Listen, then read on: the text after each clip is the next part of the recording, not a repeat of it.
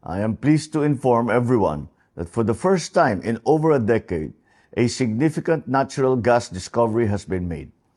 The discovered reservoir, called Malampaya East 1 or MAE-1, is located about 5 kilometers east of the existing Malampaya field. The MAE-1 is estimated to contain around 98 billion cubic feet of gas in place. Katumbas nito ang halos 14 na bilyong kilowatt-hour ng kuryente sa isang taon. Ibig sabihin, makakapag-supply ito ng kuryente sa mahigit 5.7 milyong kabahayan, 9,500 na gusali o halos 200,000 paaralan sa loob ng isang taon.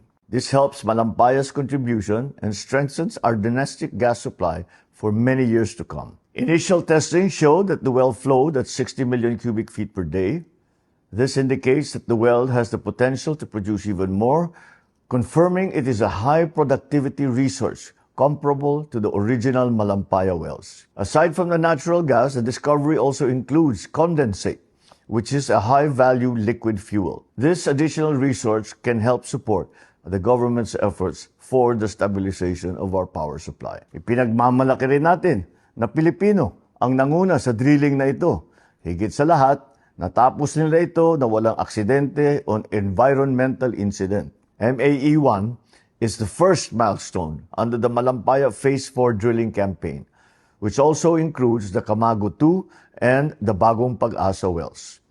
The next steps are the completion and testing of the Camago 3, followed by the drilling of the Pag-asa exploration well to pursue more potential gas resources.